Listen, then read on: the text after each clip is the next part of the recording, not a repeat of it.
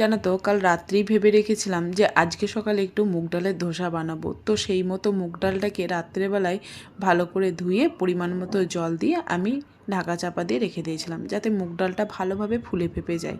দেখুন মুগ ডালটা ভালোভাবে ফুলে ফেপে গেছে। এরপর একটা মিক্সির জারে মুগ ডালটাকে দিয়ে তার মধ্যে কাঁচা লঙ্কার 1 চামচের মতো আদা বাটা আর পরিমাণ মতো জল দিয়ে পিষতে দিলাম। তবে তোমরা এখানে গোটা আদাও দিতে পারো, আমার কাছে পিষা আদা ছিল তার জন্য পিষা আদাটাই দিয়েছি।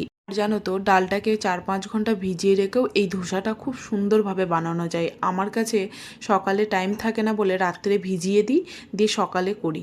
তো যাই হোক, এইভাবে করে দুবার আমি পিষে নিয়েছি আর তার মধ্যে সামান্য একটু নুন দিয়ে একটা ঘন ব্যাটার করে নিয়েছি। আমি যে পিষার সময় জল দিয়েছি তারপরে কিন্তু আর 1 ফোঁটাও জল ব্যবহার করিনি, বেশ ঘনভাবেই ব্যাটারটাকে করেছি।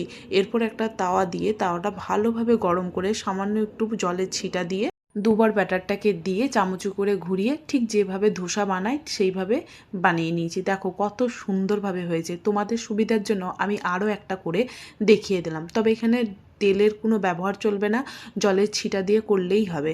দেখুন কতটা সুন্দর আর সফট হয়েছে। আমি পরিবেশন করেছিলাম একটু কুমড়ো আলুর তরকারির সাথে। তোমরা এখানে যে কোনো আচার বা চাটনির সাথে পরিবেশন করো, খেতে দুর্দান্ত লাগবে। একবার তোমরাও বাড়িতে বানিও আর আমাকে অবশ্যই কমেন্ট বক্সে জানিও আমার ভিডিওগুলো কেমন লাগছে।